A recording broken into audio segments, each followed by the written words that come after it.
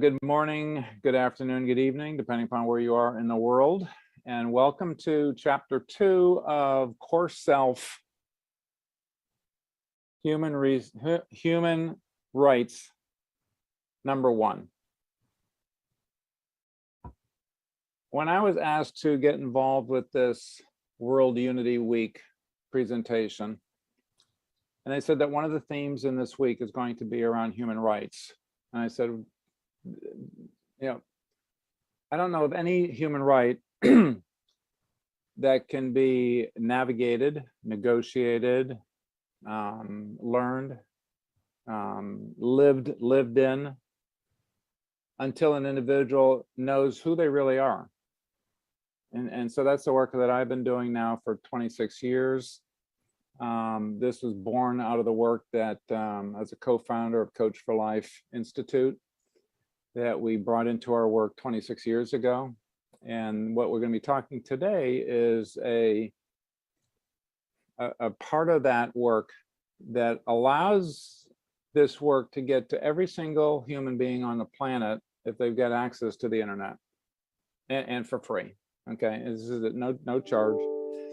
If you wanted to learn more about it in terms of becoming a professional coach and one that would work with people through this piece of it and a much bigger piece of them coming into their authentic self, then that would be the coach training that we do at Coach for Life Institute. But what we're talking about today is the sense of core self. Who am I deep down? And so let me just read the chapter 2 for the week here. Human Rights 1.2, rediscover. I have the right to know and pursue the rediscovery that I have within me, my core values, my core life purpose, and my core strengths. The idea of an innate and resourceful inner self will sound like a foreign language for a huge part of the humanity.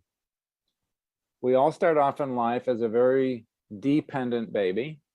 And as a baby, we are engulfed by a family, a community, a culture, a spiritual tradition, expectations. And that comes with a lot of advice in terms of who I'm supposed to be and what I'm supposed to do. And what am I supposed to learn? And how am I supposed to interact with other people to be sociable, to be acceptable, to be promotable, and so on. And all of this comes with a sense of external programming, external conditioning, socializing, that in order to fit in, maybe you have been brought up as you have to be quiet. Children are to be seen and not heard. I mean, I heard that probably 1,000 times, maybe 10,000 times by the time I was 12 years old. So all of us, I think every human being goes through some form of that. So we're going to explore how do we get underneath that? How do we get to that sense of core authenticity that I believe was placed there by our Creator at birth, maybe even before birth? So in this session, we're going to go through have a conversation around a proven process that I call CoreSELFtech. It's a short version. I'm not going to take you through the actual process because I want you to do that on your own, and I'll give you a link to access that. That by knowing that information, it will bypass or has a promise of bypassing the conditioning that other people have shared with me, insisted, programmed me to do, to be a good blank, be a good little boy, be a good citizen, be a good American, be a good soldier, be a good whatever. And allow, again, from a human rights standpoint, that if I'm still operating from that conditioned side of life, then my decisions are still going to be skewed or twisted or not come through cleanly. But when I can come and get direct access to who my creator made me to be, now I'm starting with a clean slate. Wow. Can I do that? Yes.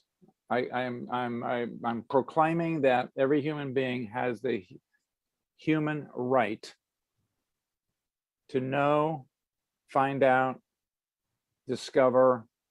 I say rediscover because it's in every human being right now. The question is, are you operating from that place, or are you operating from the external place that you've been living in for 30 years, 40 years, 50 years, and so on? So I am delighted today. I mean, beyond measure delighted to have Arvind, who hails from right now the Middle East.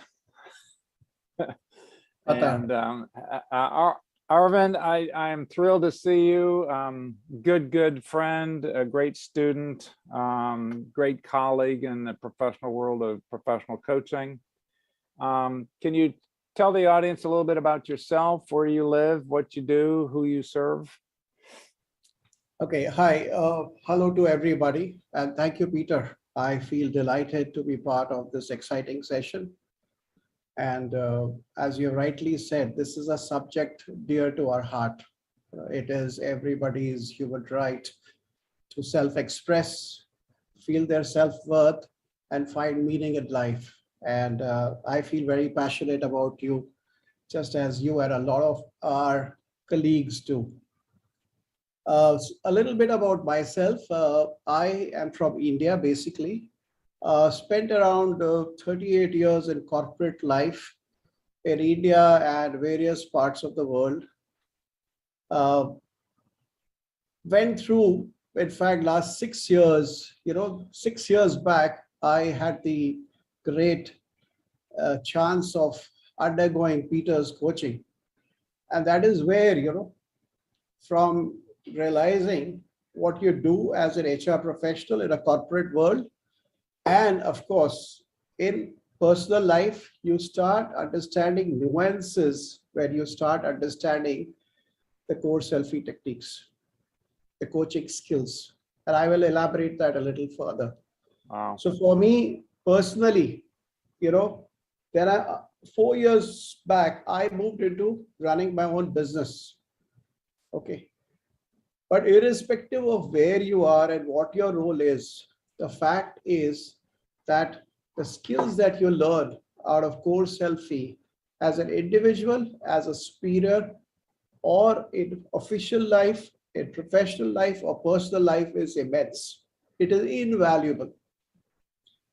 Let me pick up a few situations, Peter, if it's okay with you. I want to talk about where I have found out of my interactions, my personal work experiences in working with people extensively across the globe, as well as people I have coached, what kind of typical situations they go through.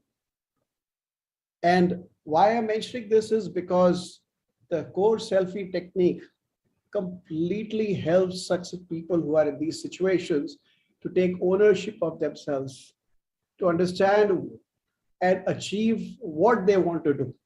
Basically, a coach's role from my point of view is to enable the coachee, which I call coachee, to be able to understand what they stand for, what they want to achieve, and walk the path of that journey with them in helping them discover, because the good Lord has enabled everybody with everything.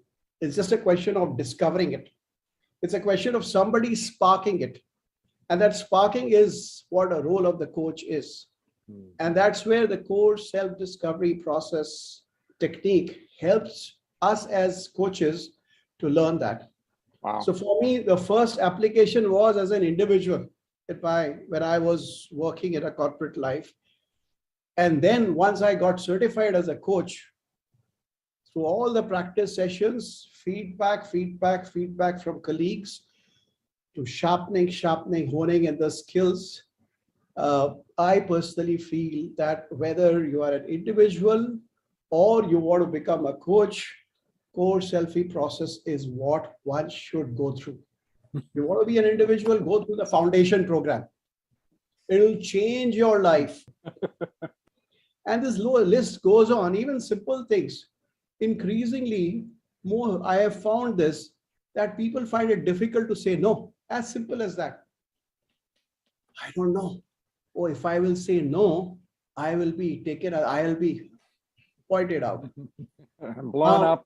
Yeah, blown up. Taken out. It could be a career limiting. In a corporate world, we say career limiting Yeah. statement. So how do I go about it? Or I have a point of view, but I don't know how to express it. Should I say, should I not say? But I have a point of view. And you let that die inside you. Why? Yeah. You have the right to express your point of view. Could you say that again? Say that last part again, because it is so critical to You what we're have talking the about. right to express your point of view as long as you are being respectful to the others. Amen. Of course, the timing matters. You're being respectful, but say what you need to say. Yeah. Now, an individual, when he's facing this, he needs a coach using the CoreSELFtech technique, which I'll briefly touch upon because, in front of the master, it is, and at a limited time, it would not be right. So, and of course, as Peter, you rightly said, in tradition, especially in my part of the world, or an Asian part of the world, right from the time you're growing up, of course, things are changing in the metros, but otherwise, largely, right from the time you're born, you are put into certain, from your parents to your aunts to your school, your teacher, to your career, you are guided. You are told. Yeah. So I want to be a doctor or I want to be an engineer. No, I am a doctor, so you should become a doctor. Mm-hmm. It is a strangling that happens with all the good intentions. Yeah. So sometimes what I call is mothering becomes smothering. Yeah. And in our side of the world, especially with the larger part, sometimes it happens the women, are told more what they should be doing than the men. So there's a diversity angle to this whole human rights. Yeah. Diversity in all its facets is many countries, even in advanced part of the world, is stated but not practiced. And that is where there is a need just not to think the developed world needs to do this and do that. It applies to everybody. And I'm glad this human rights part is being taken up. Now, one of the things that I found very useful in my learning and application is what Peter calls standards of presence. The standards of presence is something very briefly to talk about, is not being opinionated. Having a childlike innocence in when you are handling somebody. So I'm talking of my learnings as a coach. There are times that I would get into, let's quickly get it done, do this. Mm-hmm. During our training, we learned that in order for sustainability of the organization from that point of view, in personal life, in order to have respectful, mutual, sustainable relationships, Mm-hmm. it is important that you respect the other. If you want to even have something that you want to say, put it in a powerful, questioning way. This part of standards of presence also teaches us that focus on what's working. Mm-hmm. That gets the person who's, especially where person is into a negative status or in a status quo, help the person to start settling in. So there is this confidentiality part that everything stays with me. I'm your friend walking the path with you. Nothing goes out of what we are discussing. I'm bound by the code of ethics, all that given. But then to help the person in the initial stages, we have this foundation course where you help the person through a certain exercise self-realize what their achievements were, what they contributed. There is a visualization exercise which I was in awe, and every time I run that exercise, I have goosebumps when I hear what people have to say. Yeah, let me come in at this juncture, Arvin, because you've covered so many important points here in terms of the discovery process of the what we refer to as a core self, or the authentic self, or the original self. And the methodologies that we utilize, some of them that you've shared, is coming at it from a under the radar, under the intellectual, under the conditioning, under the programming. And so when we're getting at some of the things that Arvin is so eloquently talking about, and the power of those, is that it's like magic, but it's powerful, it's real, it's solid, it lasts for a lifetime, because we are bypassing that outside external conditioning, or the shell, I call it the shell of the person, and going into their heart, going into their soul. And it's questions about things that are unrelated to, presumably, logically, it's unrelated to core values. It's unrelated to a person's life purpose. It's unrelated to their natural gifts and talents. And so by doing it this way, and that's the beauty of CoreSelf and CoreSELFy. And let me interject right now. It's available worldwide, public, free. Go to www.CoreSelfy, SELFIE. So it's kind of like people taking selfie pictures of themselves. That was spelled that way, SELFIE, CoreSelfy.com, CoreSelfy.com. And there are free exercises on there. Process number 1 is the one that Arvin's been talking about. Process number 1.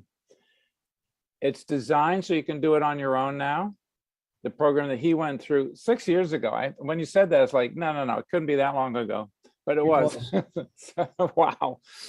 Anyhow, this is the short version of that came, and that we've been doing for 25 years. And you can do this in 10 minutes, 10 minutes, 10 minutes.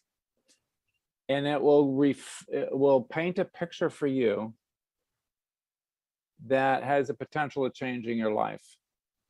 And then having that, a professional coach like Arvin will ask questions. He won't tell you what to do. It's not his job. His job is to hold a safe space that you can be vulnerable. You can explore things that are raw or exciting or whatever you want to talk about. Without fearing judgment. No judgment. And he's also going to support you to remember the magnificence of who you are, which is revealed in the core self exercise, everything that we're talking about right now. With that, then, plans, decisions, career, relationships, anything and everything in your life can be tied back into who you really are, as opposed to who you're supposed to be. So now my question to you, Arvin, is, I know you've used that now for the last, 6 years. I still can't believe it's been 6 years already. Anyhow, 6 years. What do you see in a client when you ask them a question like, okay, so out of those 3 career choices, which one is most aligned with your life purpose? That kind of a question, what does that do for the client? It makes them think. It makes the client think, because the client hasn't thought about it at times. So I have to let the client have her own pace. Yeah. I'm not there to force and say, oh, time out. Of course, we set the time as to what we'll do, but we ask as to what do you want to achieve in this session? I'm here to support you. But in this session, what do you want to achieve? And then when those questions are asked, to what you asked, Peter, there is sometimes a pause. And I wait for the pause, and I help the client understand it's not something unusual. You don't have to have smart answers. Because sometimes there are emotional outbursts also. Yeah. And it's very normal. Yeah. And the important thing is not for the coach to get emotional, but the coach to walk the path, let the person feel that it's very normal. And once a person has feeling better, to help what is it that you're feeling and help the person then to walk ahead. Now, Yeah, one or and two what? things which Peter, sorry, go ahead. Yeah, no, well, just to finish one little additional thought to that process is that it allows the client to become more aware. Like, Absolutely. okay, if I follow the guidelines of my generation, my age, my society, my gender, my whatever, then I would do this or have to do this. But the question now that Arvind would ask as a professional coach, in aligning it with not society, not family, but self, that particular individual's unique, brilliant, awesome self. They get to choose to either align or not align with themselves, but they're doing it consciously now, maybe for the first time in their life, as opposed to, I grew up and it was trial and error. Let me try this job. No, that doesn't work. Let me try this job. That doesn't really fit for me. Let me try this one. It was hit and miss. This way it's targeted, on target, and it's 100% unique to that individual. That's the other beauty about this. Have you ever had two clients have the exact same core values, life purpose, natural gifts and talents, Arvind? Yes, it did happen. They had the exact same one? Not exactly, little bit of variations, but yes, there are times when clients, some of them have similar values because values cannot be too many different. They are Yeah, a set of, but there are times that different people have different belief sets out of where they are coming from. But value absolutely. system more or less is in a central core. It is your guiding spirit, you know. And I keep telling my people, and I learned this from Peter, was you are the captain of your ship. And I've shared this with Peter earlier also. When they start realizing from a victim, they start kind of feeling I can do it. So from a feeling like a victim, they start having this. It's so fulfilling to see when a person starts believing I can handle this situation. I can do it. And then as a part of the part two of the process, as Peter, you were mentioning, was we have a way about getting them to say, okay, what will you do about it? Yeah, What's your course of plan? How yeah, will you ensure bringing accountability in? How do you plan to hold yourself accountable to make it happen? yeah. What do you want to do And with this? are constantly using their value systems and their beliefs to strengthen them mentally. So Brilliant. finally, closing it with their stating what is it that they will choose to do before the next session. So they're taking ownership and through the notes taken, next session, getting them to talk. What is it you said? So that kind of creates what I call a tango.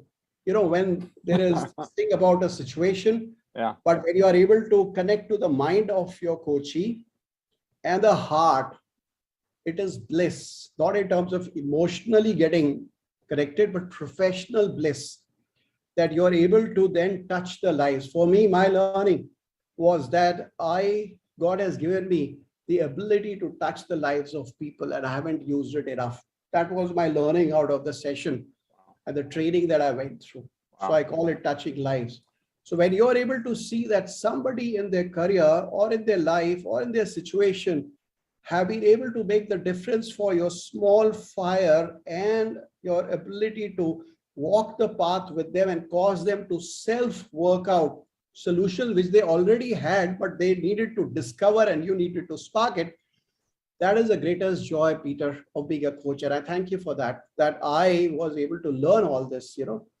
As HR folks, we think we know this, we know that, but there's a lot of relearning that happens when you go through the coaching program, part one, part two, and then the subsequent markers.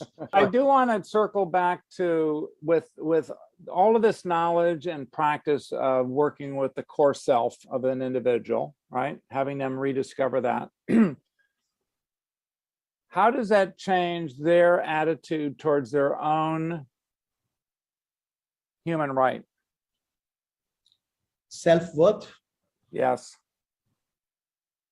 every situation, it's something you have injected into the mind. And once the mindset has changed, it is sustainable. At times they might slip, but it comes back because you have implanted the cuckoo clock inside. Yeah. So there's an alarm. I, as a coach, also get sometimes the alarm bells. Hey, hey, you want to jump into giving a suggestion? No, no, no. Hold back, hold back.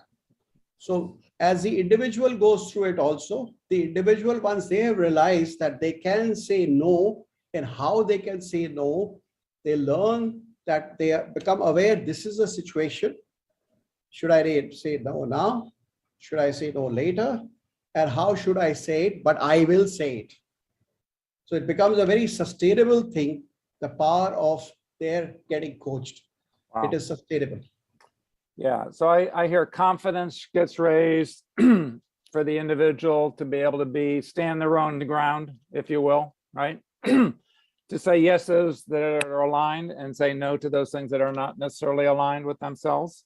And they have the power and the empowerment to do that. I mean, that changes lives. You and I have both seen that now. Yes, Peter, there's one thing more I wanted to add, if you permit. Relationships dramatically improve because you become a listener. Yeah. You start trying to empathize and hold back from passing judgment, because the individual, when he is in the situations where they are having issues, whether it is in personal life or in work life, when we use certain techniques of saying, okay, if you were in the other person's shoes, what would you advise? So when you use such powerful techniques, the person has to then come up with saying what should be done, and then be able to do a takeaway from that and be able to say, how am I going to apply it? Yeah. So those are there's a benefit to the relationships also. Fantastic. Multiple benefits, but very sustainable benefits. The important thing is the person inside has this alarm bell. The principles get ingrained when they go into the mind and the heart. Then if you violate it, your own inner voice, right? This is a very powerful thing that we all have inner voices. It's only, I'm sure the audience would appreciate this, that whenever you have in hindsight look at it, when you did not hear your inner voice, you had some reflection as to you should have heard your inner voice. So this exercise that we do at the core selfie, that helps you to become more powerfully aware what your value systems are, what your beliefs are. You start believing when your inner voice tells you that this is the path. Especially there are times that you are in a quandary. Especially in today's world, there is nothing called right or wrong. So what do you follow? That's where you've got to believe in yourself. And today it's all the more important than any other previous times, where so much disinformation and what is right, what is wrong, and all generations are getting affected by it. So you've got to believe in yourself, your value systems, because they will always drive you to do what is appropriate. I'm not saying what is right or wrong, but what is appropriate. Yeah. It's from my side, Peter. That's so such sage advice as it is, and insightfulness. One last question before we wrap up, Arvind, is there any generation, is there any age group that this doesn't work with, or any kind of nationality or tribe or culture that this doesn't work in from your experience? I have worked across from the Western world to the African part, to the Asian part, various nationalities. The principles don't change. It applies to everybody, every generation. I've worked across generations. Yeah. As you know, I've coached a CEO, so I've coached a young kid who had a bright career, various walks of life. The principles don't change. It is a gift that we should use. And I would heavily encourage, out of my experiences, I am gifted and I feel God has been kind that I could go through this training and these experience sets, that I can touch lives of people and feel my sense of fulfillment. Wow. Thank you. Thank you. And that's been my belief, but I have not worked in Africa. I've done a lot of work in Asia, but there's areas of the world that I've never been to. But I worked in America. I told you, I hold that, I'm glad that you're in the other half of the world so that people have access to you and to this technology. Arvind, we're out of time for today. I just so honor you as a human being. I so honor you as a professional coach and a light in the world. Thank you for sharing your wisdom with us today and your experiences. And Peter, thank you for showing me the light. So I am a torch bearer, like many people who are bearing this, and I wish everybody, a Godspeed and a journey that they can touch the lives of so many people. It's all the more important that human rights are respected and people are made aware. Thank you. Amen. Amen and namaste. Namaste. Namaste. Thank you so much.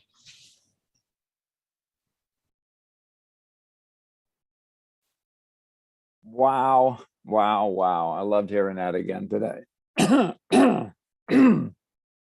So let me get Arvind pinned here. So we get the two of us. Oh, there he is. Okay, fantastic. Arvind, you are so brilliant. I just love listening to you speak and the radiant energy that you have for your clients and for yourself and for mankind. I just thank you. Welcome to everybody that's live with us today. I've been having a side chat with Nancy. I hope she's still here because she had some great questions and insights for you. And this is, again, just as a reminder, all part of World Unity Week. As part of the 99 Days of Peace Through Unity. There's a theme song that I listened to now 3 times, and it's written by or done by Kristen Hoffman. And part of that, inside of that, the lyrics read, "All the sages and wise men of the ages were guiding us to look within ourselves." That's what we're talking about. That is exactly what we're talking about here. Look within ourselves. Further, I believe the core self is not only the origin of human rights or birthrights, but a sense of peace and unity. I can't bring peace or impose peace and unity on the world.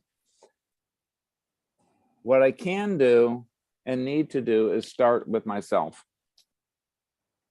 Do I have peace in my life? Do I have peace in my mind? Do I have peace in my day? Do I have a sense of unity with my core self, with my original self, with my spiritual origin, if you will, however you hold that? And so one of the couple of themes that I picked up again today in listening to this beautiful recording, Arvind, is your sense of guided and told younger on in terms of, I'm a doctor, so son, you're going to be a doctor as well. And also you included a concept of going from victim mentality to a victor mentality. In other words, I'm not being a victim of my circumstances or my upbringing or my old programming or my old conditioning, but I can shed that, at least that's the way I'm interpreting it. I can shed that to become a victor, a victorious over my own self, my own choices, my own destination. It's a mindset. It's a mindset and it's a belief, both. And so one of the things that you and I have talked about extensively is, do I even have the belief that I have the right to my own life, to my own decision making, to my own choices of what I do, how I do it, who I do it with? And so you talked about ownership, discovering it and sparking it. And I love that you are the spark of that in your coaching, because I've witnessed that. So I'm going to ask you for a brief, what were you struck by listening to yourself today in this recording that we did, last week? What I feel after listening to the recording again is that it all starts from my inner self as an individual, and anybody else that I'm coaching, it has to be the inner self becoming aware.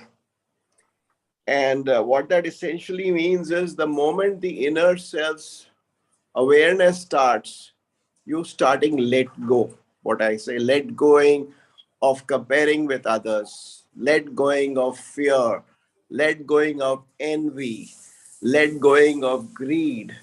And you look at your inner self, your value system, your life purpose, what you want to do, and what is your plan of action. And that's where the law of attraction comes in. When you are looking at your inner self and what you want to do, then you start visualizing. And when you start visualizing, that attraction has got a, but it has also got action. So you plan an action. And that's where we as coaches come in, where we help the person to bring that about. We help the person to focus inward and in and out rather than out and in. Because the moment you're out, you don't even know yourself. What are you going to project to the world out? So you've got to be happy inside to be able to really make a difference around to whatever you want to do and whatever your life purpose is. So that's something that I just wanted to add further. Amen. Hallelujah. Yeah. That which I am, here's another way of putting that I found very helpful, is that whatever I am full of is what I have to give and offer to the rest of the world. If I'm filled with hate and discontent, then that's what I have to offer to the world or the people around me. When I'm filled with love, compassion, satiated, at peace with myself, at unity with myself, then I'm sorry, that's all I've got to offer. It's like, I only have that to offer. I want to open this up to questions or comments or new insights or strengthened insights from our audience. We've got several people today from, it looks like, around the world. And if you could type it in the chat box, or if you want to just unmute yourself. I don't think there's that many of us that we're going to trip over each other. So who would like to ask Arvind a question or make a comment on one of the things that you heard in this recording?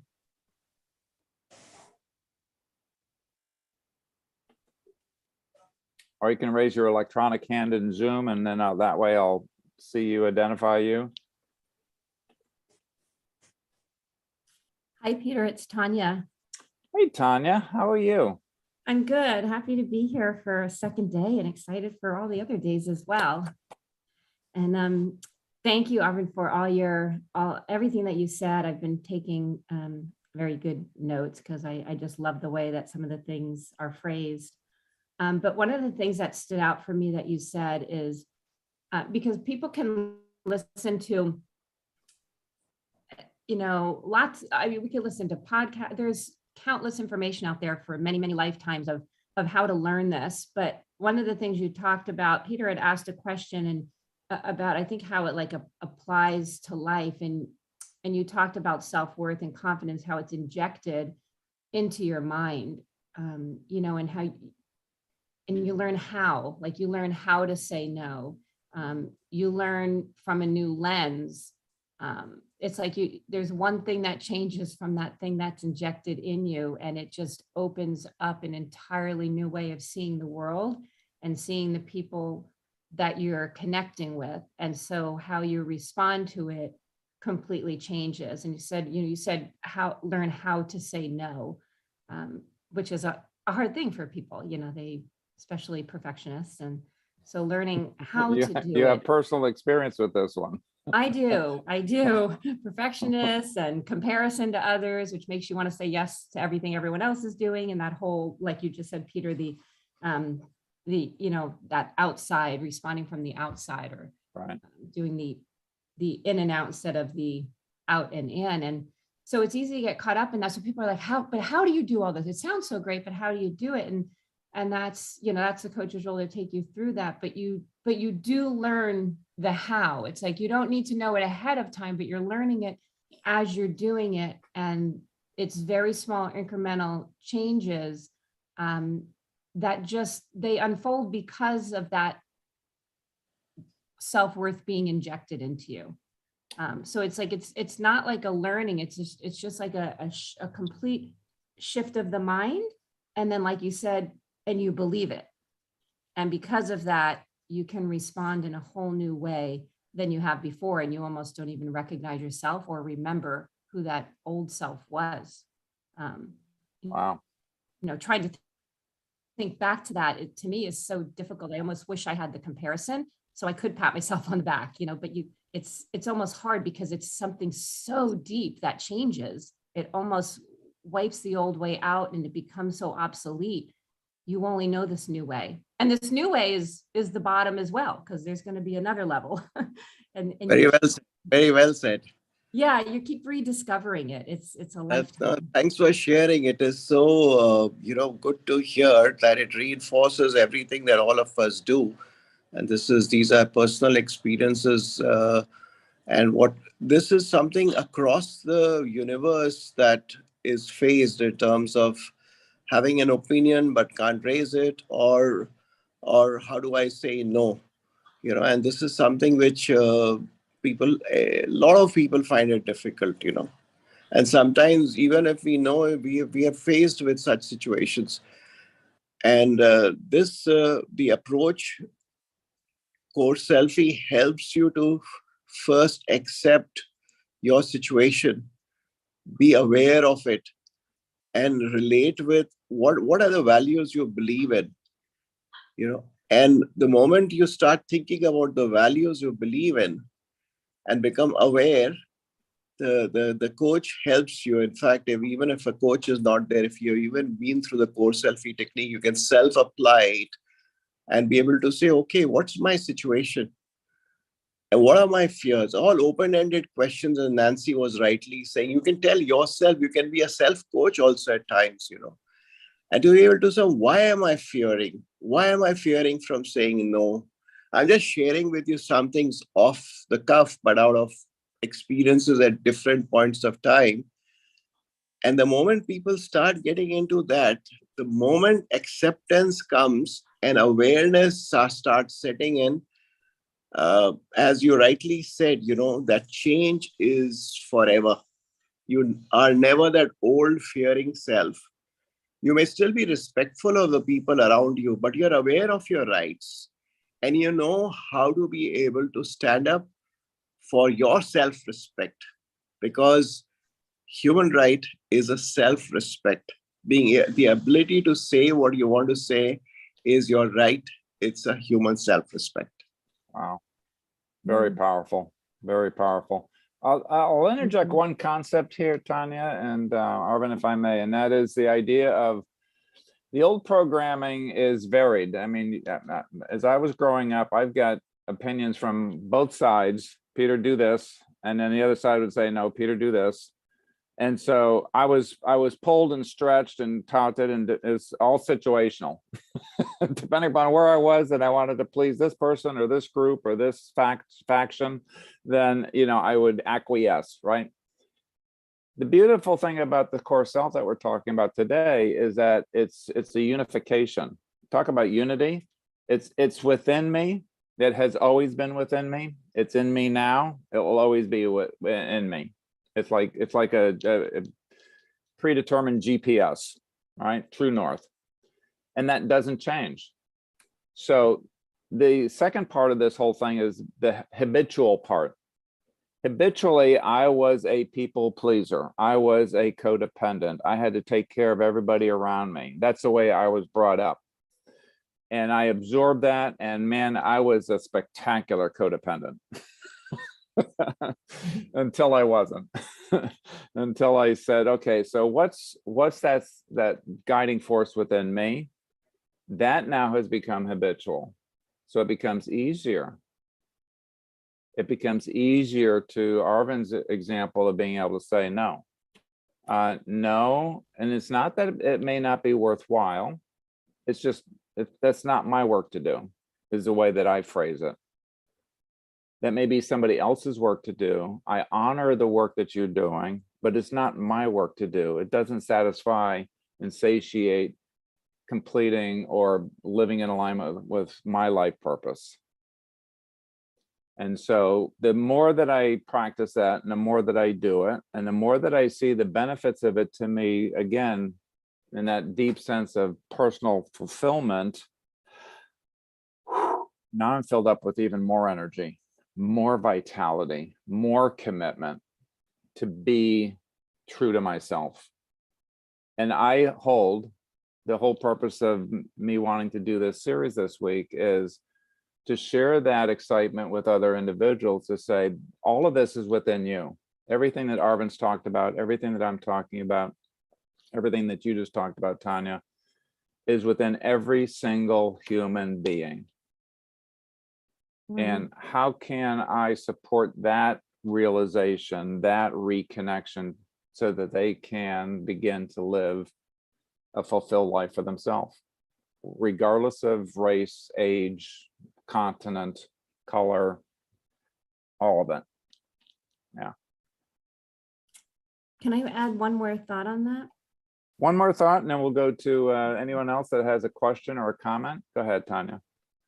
I love that idea of that guiding force, or that inner voice that you start to hear, because for so long you ignore it. And so you don't know how to even connect with it and to believe it, or to think that it's okay, because you're so scared to think you'll be so full of yourself if you're really listening to that, because it feels a little selfish. And so you don't want to do it because that doesn't fit into society's way of, being good to other people. So you try to ignore it, but I think the coach really does a good job of bringing that out. But that core selfie really has you like touch home to it for the first time. And you think, it's like you so badly like, yeah, that's who I want to be. But like, you're so scared to be it. And coaching helps you keep coming back to it and showing you it's okay. Like, it's okay to be that person, and celebrate you for being it, so that you can believe it and keep connecting to it, so that you do hear those bells, those alarm bells you talked in the beginning, when you get a sense of it, and when you're in that true north, when you're pointing towards it. Yeah, the idea of selfish is from old conditioning. The most selfless thing that I can do is to be myself, because now I am on purpose and supporting those people around me that I'm here to support, inspiring those that I'm here to inspire, doing the work that I'm here to do. That is selfless, humbling work. And sorry, I meant to be saying I the whole time. I caught myself that I've been saying you, and that's part of that conditioning, because it's you want the focus off yourself. And so, yeah, but I was talking about me the whole time, just for clarity. I knew that, Tanya. You're beautiful. I got iPhone. Hi, everyone. Does an individual life purpose is related to the individual actual circumstances, or is it same throughout individual entire life? I don't know who the iPhone is, but my answer to that, my experience in working with this technology for the last 26 years, is that it is not job specific. It is not the role that you're playing specific, and it's not stage of life specific. The core, the identity that we discover, or that you can do for yourself through the CoreSELFie, and that's why we keep talking about CoreSELFie.com. There's a free download. You can access that. It's we've created it so that it's self-administered. The statement that you come up with your life purpose will be the true north for your entire life. True north, yeah. It does not change with circumstances, age. We've had people do this at 7 years old. We've had people doing it at 80 years old, and it has not changed. I have people that call me that have been students over the last 25 years, and I haven't talked to them in 18 years, and they'll send me an email or something on WhatsApp, and hey, Peter, it's still the same. I'm doing my best to live by it. So yeah, it may be the only thing in life that does not change. I did a presentation in Mumbai back about 4 or 5 years ago at a big conference. And they were talking about all the things that have changed and the rapid technology changes and all the things that have changed. And I took the podium and I said, what if we looked at what doesn't change? What if we knew what doesn't change? And what doesn't change is our core values. Societal values, yes, but my core values, no. My life purpose as opposed to my organization's purpose. Organization's purpose will change depending upon the organization I'm with. My life purpose does not change. My natural gifts and talents, the ones that my creator endowed me with, have not changed from the time I was born. I've developed them. Some of them I've ignored for decades at a time, but they haven't changed. They're still down there. So, yeah. What other questions do we have here? Peter, we have Rajesh. Regis? Okay. Yeah, I'm Rajesh from India, Hello. and I have an experience of around 29-30 years in the technology side Okay. in this part of the world, and especially into telecom. And yes, very well said. Saying no is a very difficult task to the client or to whosoever it is. But I think sometimes saying no becomes the tactical also, because client doesn't want to hear no from you because you are the vendor. Yeah, right. So when it becomes tactical, then my experience said that we should have something like set met process. Let's say it Set again. A what process? Set met TechMet. Okay, go ahead. process. Then when the customer doesn't want to hear no on your point of view, then you put 3 or 4 point of view to him and accept 2 to 3 points from the client and say no to the fourth point. So I have seen this also works. Yeah, well, the kind of, when we say, I would think, well, I'll have Arvind address that, because he knows the technical world in that part of the world backwards and forwards. And you're the one that brought up it's hard to say no sometimes, Arvind. So what's your answer to that?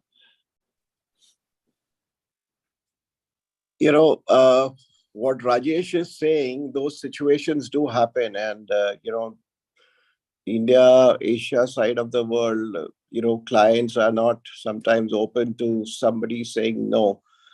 But fact is, Rajesh, whatever you're doing, you are very clear in your mind that you have to say no. How you're delivering the no is a strategy you're following. But the fact is, you are very clear from your point of view that you will say no. So whether you use giving 4 options and getting to say 3 yes and 1 no, which is the one that you want to say no, if that works out, I guess it works out. But the point that I was trying to make is the ability to say no. The struggle is with the people who cannot say no. So thanks for sharing. Could be useful in the practical world for people, how to be able to negotiate. This is more of a negotiation where you're very clear, this one is a no-go. Well, the other piece I want to interject here too for this conversation is that there are very appropriate places to say no from how a human being is being treated. It's not okay to treat me like this, right? And I can say no to that in terms of my humanity. Now, when it comes to I've sold a job or a service to an individual or to another company, and I'm going to deliver this, and this, then yeah, I have to deliver that, and that. But that's different than what we're talking about here in terms of being treated as a human being. There's ways of, it's not okay to treat me that way. It's not okay to discount me. It's not okay to dismiss me. It's not okay to dishonor me. I expect to be respected. So I think that's what Arvin is saying in terms of the no, it's hard to say no sometimes from a personal perspective because we've been trained and conditioned to not do that. And that doesn't just happen in Asia, Middle East, and Africa, and Asia. That happens worldwide. Yeah. Let's go on to another question. We have about, oh, we've run out of time. Oh my goodness. The organization has asked us to give leave 5 minutes at the end for their packaging. So if is there any burning question or share that we have not gotten to? I don't see any other hands or things here. Good, okay. And I see iPhone is Ida. I want to acknowledge you, Ida. Thank you for your questions and for your insights. With that, I am going to say goodbye, good night, good evening. God bless. Namaste. Thank you, Arvin. You are an amazing human being. I love being on your planet. I love that you're on mine. Thank you. And do come in, everybody, for next session, same time, same station, 24 hours from now, well, 23 hours from now. And we'll go into session 3. And if session 3 is going to be, what is it? Oh, with Gene. Awesome. Woohoo. You do not want to miss that. And I invite you to all 6 of them this week. We'll be finishing up on Friday. Thank you. Have a great day. Thank you. See you tomorrow. Thank you, Peter. Thank you. Bye-bye, everybody.